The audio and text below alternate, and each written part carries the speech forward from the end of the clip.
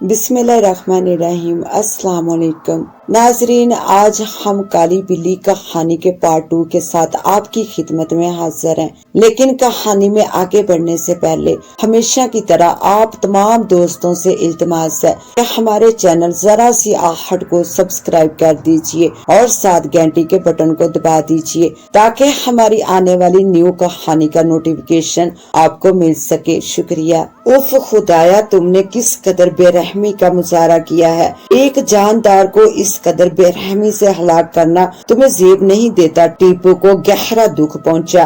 یار تمہیں کیا معلوم، اس خبیثہ نے میری ناک میں دم کر رکھا تھا اور ایک بار مجھ پر حملہ بھی کیا تھا۔ وہ میرے لیے شدید خطرہ بن چکی تھی۔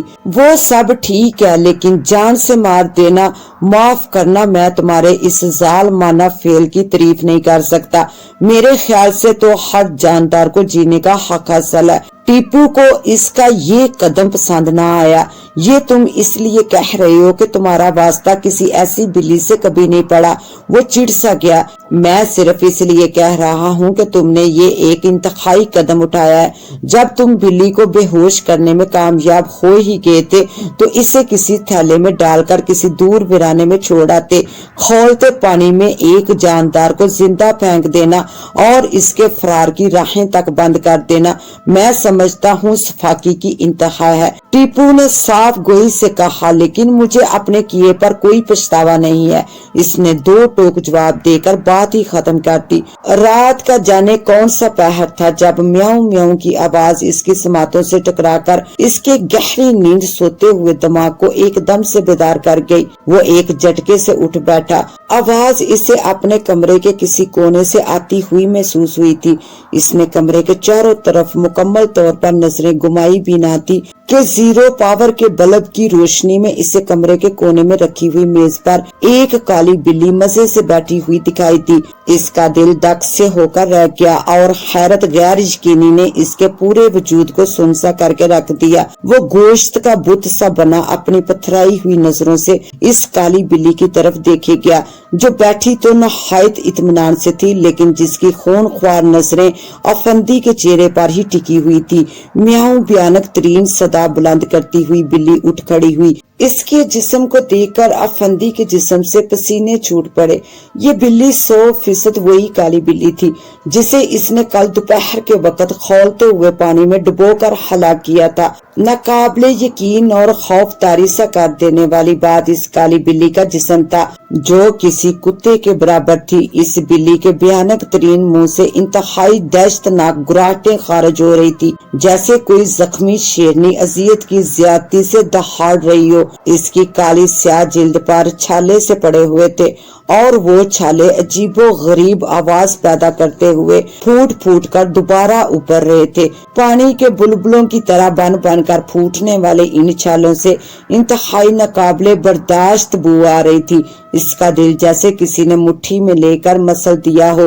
وہ بے اختیار الٹیاں کرنے لگا۔ الٹیوں سے فارغ ہونے کے بعد جب اس نے خوف زدہ نظروں سے بلی کی طرف دیکھا تو یہ دیکھ کر وہ حیران رہ گیا کہ اب اس جگہ سے کالی بلی کا وجود غائب تھا۔ اس سے پہلے کہ وہ اس سوال پر غور کرتا کہ کالی بلی کہاں چلی گئی، زن سے کوئی چیز ہوا کے جھونکے کی ماند اس کے سر سے اوپر سے گزرتی ہوئی کمرے کے دروازے کی خلا سے صحن کی طرف بڑھ گئی۔ اس کے دل کی دھڑکنیں بکھر کر رہ گئی۔ اس نے اپنے آپ کو ٹٹولنا شروع کیا اور سوچنے لگا، کل میں نے جس کالی بلی کو کھولتے ہوئے گرم پانی میں ڈبو کر ہلاک کیا تھا، کہیں اس کا خوف تو میرے دل و دماغ پر حاوی نہیں ہے۔ ممکن ہے جو کچھ میں نے چند لمحے قبل دیکھا وہ کوئی خواب ہو، لیکن اپنے آخری خیال کی اس نے خود ہی سختی سے نفی کر دی۔ خواب کیسے ہو سکتا ہے؟ میں نے جو کچھ دیکھا باخوش و حواس اور کھلی آنکھوں سے دیکھا تھا، اور کھلی آنکھوں سے خواب نہیں حقیقت دکھائی دیتی ہے، اور حقیقت یہ ہے کہ میں نے ابھی چند لمحے قبل وہی کالی بلی اپنے کمرے میں اپنی نگاہوں کے سامنے کھڑی ہوئی دیکھی تھی، جو خدا جانے لمحے بھر کے اندر کہاں غائب ہو گئی۔ ایک بار پھر زن سے کوئی چیز اڑتی ہوئی اس کے سر کے اوپر سے گزری۔ اس نے گردن اونچی کر کے چاروں طرف فضا میں نظریں دوڑائی، لیکن اسے کچھ دکھائی نہ دیا۔ کیا کالی بلی لوٹ آئی ہے؟ مگر یہ کیسے ممکن ہے کہ کوئی جاندار مرنے کے بعد زندہ ہو جائے؟ اس نے اپنی آنکھوں سے بلی کا دم نکلتے ہوئے دیکھا۔ کہیں ایسا تو نہیں ہے کہ اس کالی بلی کی روح اپنے دردناک موت کا انتقام لینے کے لیے وارد ہوئی ہو؟ ابھی اس کے دل میں یہ خیال پیدا ہی ہوا تھا کہ سناٹے کی دیوار میں شغاف سا ڈالتی ہوئی میاؤں میاؤں کی دہشتناک آواز نے اس کے پورے وجود میں خوف کی لہر سی دوڑا کر رکھ دی۔ کالی بلی کا جیتا جاگتا وجود تو اسے کہیں دکھائی نہ دیا، لیکن صحن کی دیوار پر بلی کی بڑی سی پرچھائی اسے خوف کی زیادتی سے لرزا کر رکھ گئی۔ اسے یہ تو یقین تھا کہ کالی بلی صحن ہی کے ایک کونے میں چھپی بیٹھی ہے، لیکن بلی کی اتنی بڑی پرچھائی اسے خوف و حیرت کے اندھے کوہے میں دھکیلے دے رہی تھی۔ کیا بلی کے جسم میں مزید اضافہ ہو چکا تھا؟ کیا کالی بلی کی چھوٹی سی جسمات چیتے کی جسمات اختیار کر چکی تھی؟ اس سے پہلے کہ وہ اس بارے میں مزید کچھ سوچتا، دروازے کی خلا میں بلی کا چہرہ نمودار ہوا۔ خوف دہشت سے اس کے لبوں سے ایک دل خراش چیخ نکل کر رہ گئی۔ وہ ایک جھٹکے سے پلنگ سے نیچے اتر کر کھڑکی کی طرف لپکا اور گلی کے رخ کھلنے والی کھڑکی کے راستے اپنے مکان سے باہر کود گیا۔ کودتے ہی اس نے بھاگنا شروع کر دیا۔ اس کا رخ ٹیپو کے گھر کی سمت تھا، جو اس کے مکان سے 20 منٹ کی مسافت پر واقع تھا۔ وہ بری طرح خوف زدہ تھا۔ وجہ بلی کی جسمات تھی، جو اس قدر بڑھ چکی تھی کہ بلی کا صرف چہرہ ہی اس کے کمرے کے دروازے کی خلا میں پورا سما گیا تھا۔ جانے پھر بلی کا باقی جسم کس حد تک بڑا ہوگا۔ اس نے تیز رفتاری سے دوڑتے ہوئے 20 منٹ کا راستہ محض 5 منٹ کے اندر طے کر لیا اور ٹیپو کے فلیٹ کی گھنٹی پر ہتھیلی سے دباؤ ڈالا۔ وہ بری طرح کانپ رہا تھا اور پسینے کے اخراج کا یہ عالم تھا کہ نہ صرف اس کا چہرہ بلکہ اس کے جسم پر موجود نائٹ ڈریس اس بری طرح پسینے سے تر ہو رہا تھا جیسے وہ کسی نہر سے ڈبکی لگا کر نکلا ہو۔ آدھی رات کے وقت ٹیپو اسے اپنے دروازے پر اس قدر بری حالت میں کھڑے دیکھ کر حیران و پریشان سا ہو اٹھا۔ خیریت تو ہے؟ تمہاری طبیعت تو ٹھیک ہے نا؟ ٹیپو اسے لیے ڈرائنگ روم میں داخل ہوا اور ایک صوفے پر بٹھاتے ہوئے اسے ایک گلاس ٹھنڈا پانی پیش کیا، جو وہ ایک ہی سانس میں چڑھا گیا۔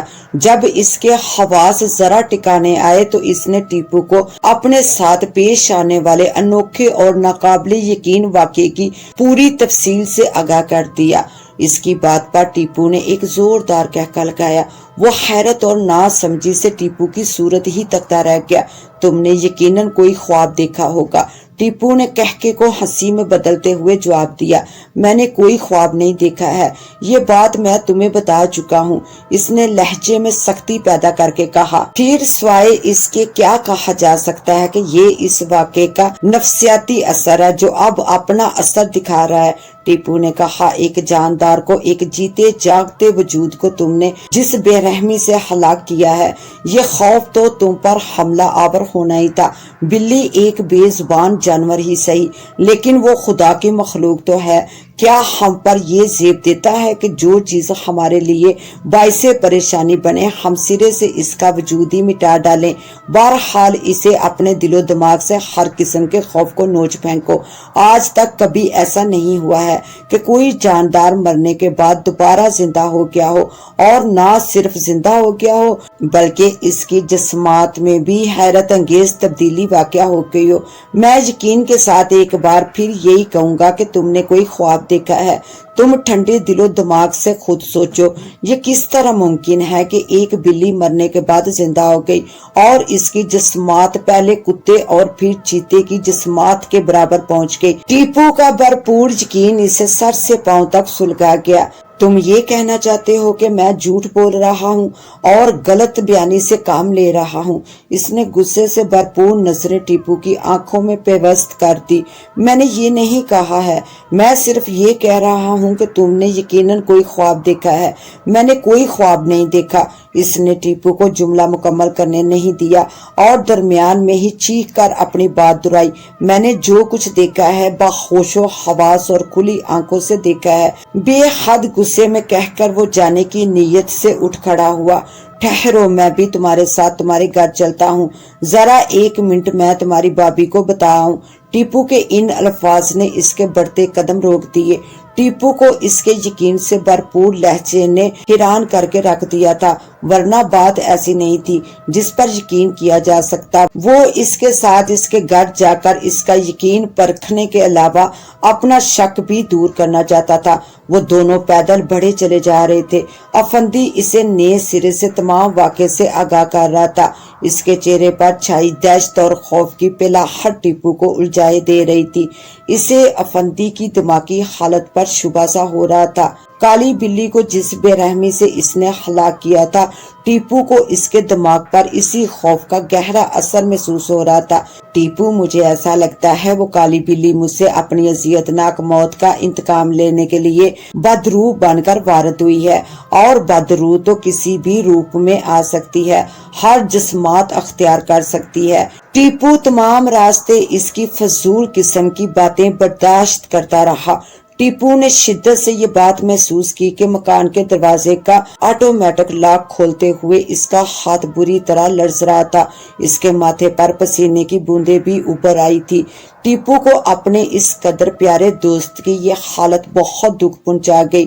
اس نے دل میں سوچا، کاش تم نے جلد بازی سے کام لے کر بلی کو بے رحمی سے ہلاک نہ کیا ہوتا۔ اس نے دروازہ کھول کر ٹیپو کو اندر جانے کا اشارہ کیا۔ وہ خود مکان کے باہر ہی کھڑا رہا۔ ٹیپو اس کی اس حرکت پر تبسم بکھیرتا اندر داخل ہو گیا۔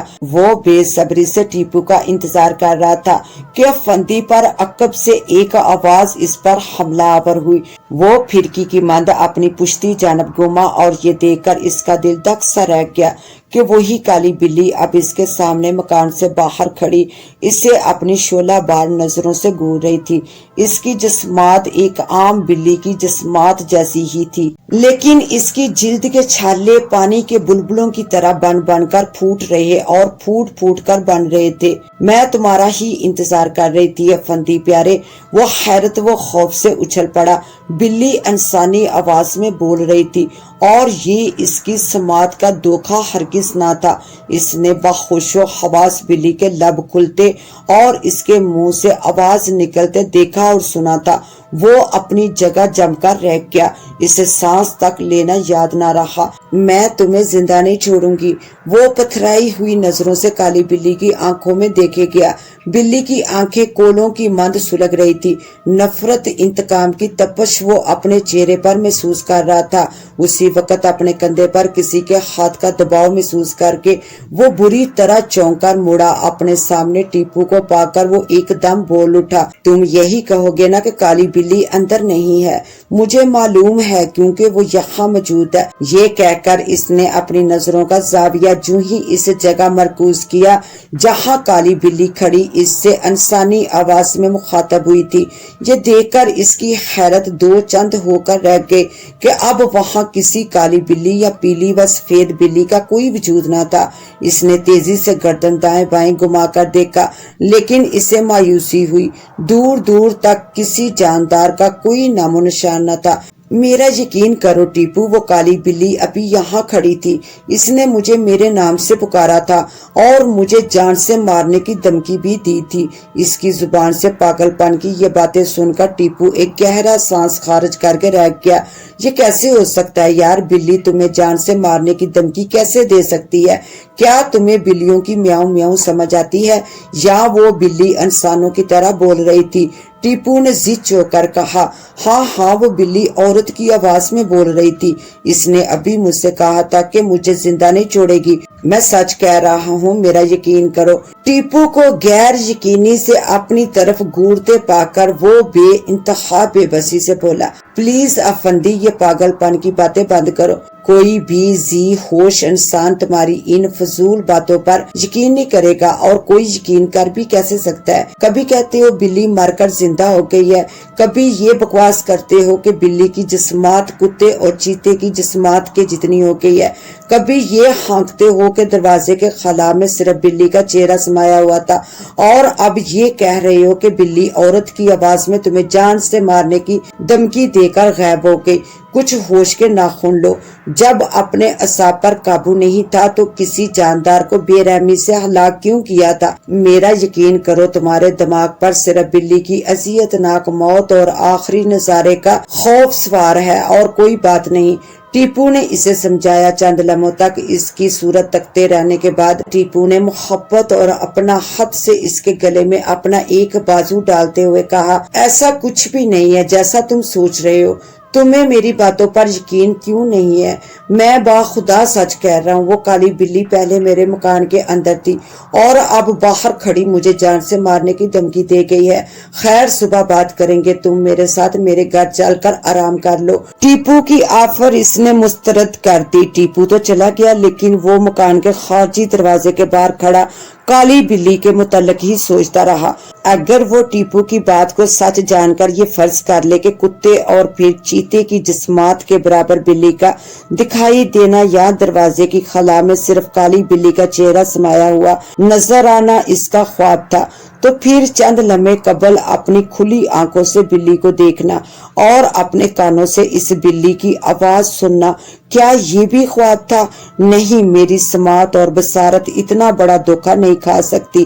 اس نے بڑے یقین سے اپنے آپ کو سمجھایا، تاہم اسے یہ بات تو تسلیم کرنی ہی پڑی کہ اس کے ساتھ جو کچھ پیش آ رہا تھا اس قدر ناقابل یقین اور حیرت انگیز طور پر غیر حقیقی تھا کہ وہ شاید مرتے دم تک اپنی باتوں کا کسی کو یقین نہیں دلا پائے گا۔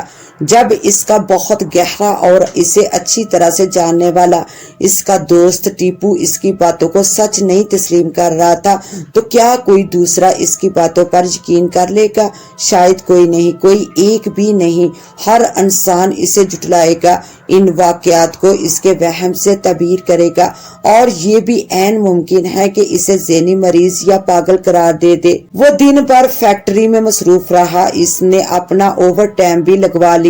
وہ خود کو اس قدر تھکا دینا چاہتا تھا کہ گھر پہنچ کر وہ صرف نیند سے ہم آگوش ہونے کا خواہش مند تھا۔ خاص طور پر وہ کالی بلی سے متعلق کوئی بات سوچنا نہیں چاہتا تھا جو دن بھر اس کے حواسوں پر شیطان کی طرح سوار تھی، لیکن اب وہ کالی بلی کی نحوست سے خود کو آزاد کرنے کا خواہش مند ہو چلا تھا۔ یہ بھی سچ تھا کہ کالی بلی کی موت کا آخری منظر اس کے دماغ سے جونک کی طرح چپک کر رہ گیا تھا۔ ٹیپو بھی بار بار اس کے قریب آ کر اسے خاموشی سے تسلی دے جاتا۔ رات 10 بجے فیکٹری سے فارغ ہو کر ایک ہوٹل میں رات کا کھانا کھا کر وہ دھڑکتے دل کے ساتھ اپنے مکان میں وارد ہوا۔ صحن کے وسط میں کھڑے ہو کر اس نے پورے مکان کا بغور جائزہ لیا۔ اس لمحے شدت سے اسے یہ احساس ہوا کہ کالی بلی کی عبرتناک ہلاکت اور بلی کے مرنے کا آخری منظر واقعی اسے خوف سے بری طرح اپنے سکنجے میں کس چکا تھا۔ اس نے نائٹ ڈریس زیب تن کیا اور سونے سے قبل فین اور نائٹ بلب آن کر کے اپنے آرام دہ پلنگ پر لیٹ گیا۔ ایک کے بعد ایک پیش آنے والے حیرت انگیز اور ناقابل یقین واقعات نے اس کے دل و دماغ پر اس قدر گہرا اثر چھوڑا تھا کہ وہ کسی بھی طرح اپنے دماغ سے وہ منظر اور وہ باتیں نکال نہیں پا رہا تھا، حالانکہ وہ بزدل نہیں تھا۔ میں بہت جلد تمہیں نفسیات کے ایک بے حد ماہر ڈاکٹر کے پاس لے جاؤں گا۔ اس کہانی کا بقیہ حصہ دیکھنے کے لیے پارٹ 3 کا وزٹ کریں۔ اس کے ساتھ ہی اب مجھے دیں اجازت، ملتے ہیں انشاءاللہ پارٹ 3 کے ساتھ، تب تک کے لیے اللہ نگہبان۔